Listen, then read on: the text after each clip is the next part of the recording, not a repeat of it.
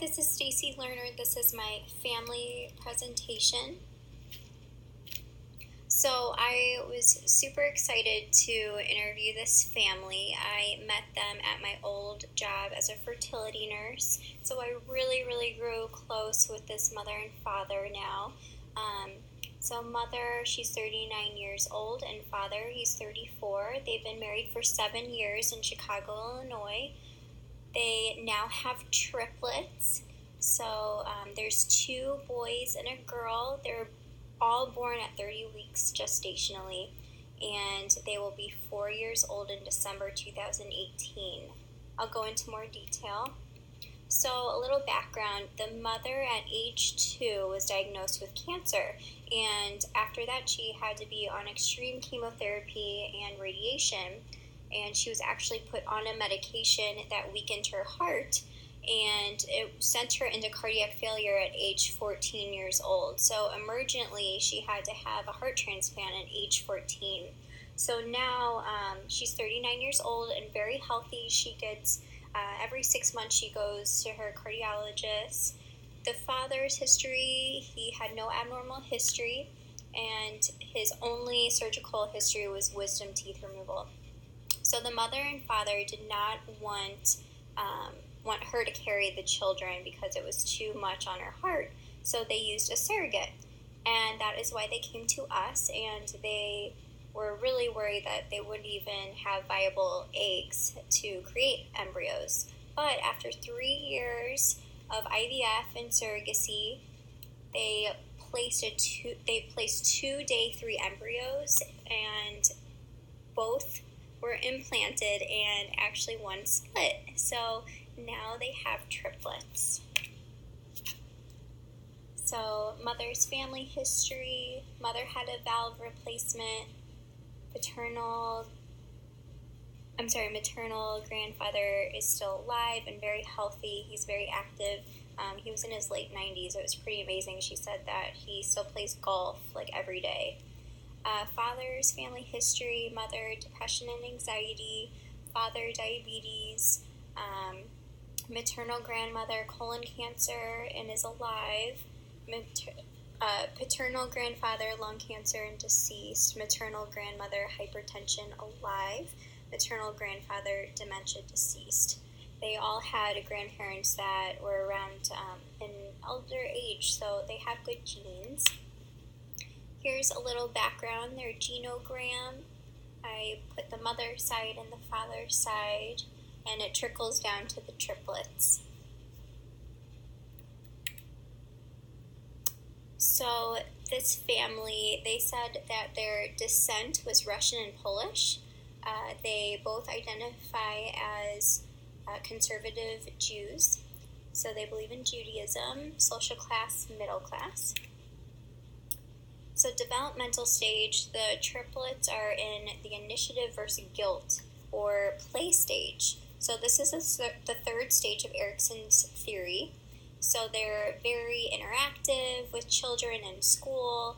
So they specifically are placed in 3 separate classes so that they can be more independent, which the parents feel like they started talking a lot more, doing more activities. Since they were 30 weeks, and I'll go into more detail about that, they were more delayed. So this really has helped them. And they even have like their individual friends, which is really nice. So one will be invited to one party for, a birthday party, and then the other will have other groups of friends. So it's kind of nice that they can always be together, but they also have their independence. When assessing the children, they were great at making up games and playing with their toys together at times. Like most siblings, they'll get upset and, steal toys away from each other, but they're really well behaved. It's pretty amazing. So they do have aggressive behaviors at times, which is normal for this stage. The mother did not want to be put down the little girl didn't want to be put down for bed and had a tantrum that lasted for about 5 minutes, but the parents were really great about explaining that the child needed to go to bed after reading a book and brushing teeth. they are very strict about that, which is great. So they set strict boundaries. And the children ask many questions. If parents do not respond well to ask questions, child may feel guilty for asking them. So one of the boys asked the father why he could not watch TV before bedtime, and the father responded calmly, "We're allowed to read a book before bedtime. We do not watch TV before bedtime." So then the little boy understood that that was just the night routine and he had to read a book instead. Environment.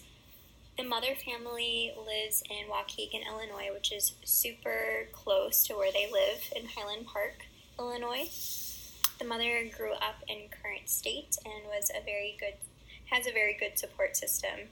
The father, his parents are actually in New York, and his little brother lives in Atlanta, Georgia. And he said that he is very close with the family, and they try and visit at least 3 times a year. They belong to a synagogue where the mother grew up, and they're very close to the community and have a lot of friends. So the family's health beliefs, values, and behavior. Preventative and believes heavily in the medical system, especially with the mother's background. Family's perceived health status, very healthy. All children have physical therapy and speech pathology that come to the house to help with development. Sleep and rest practices, very strict with nap time at school and nighttime routines. All 3 children were sleep trained in the NICU, so they actually are very well on schedule. Physical activities and recreational activities. All children participate in swim lessons and soccer, and the little girl is also in dance lessons. Family practice for preventative health measures, money and logistics. Children have a physical exam yearly. Mother sees cardiologists every 6 months for echocardiogram and eval. So they're very good about health measurements. Complementary and alternative therapies. All children, like I said, see PT and speech pathology. So the crisis identified, there were about 2 that I really wanted to focus on. So because they were all born at 30 weeks old, it's premature birth, so developmentally delayed.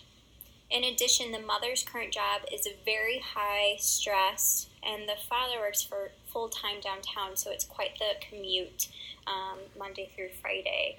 And the mom works close by, but she said she works 10 to 12 hours Monday through Friday and has to catch up on a lot of things over the weekend to make up for not doing anything during the week. So some suggestions I made about premature birth: having each child be placed in separate classes to form an individual identity, schedule play dates with various classmates like I talked about before, resolution.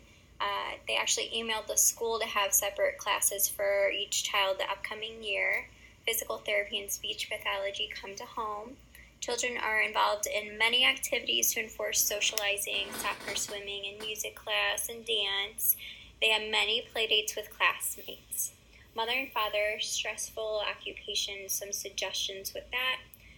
For the father to come home a little earlier to spend more time with the children so he can actually catch an earlier train. And he said that he can still do work at home, so that's pretty easy for him. And I also talked about giving the nanny that lives in home some more chores to do to really help the parents so that they can have more free time with the children.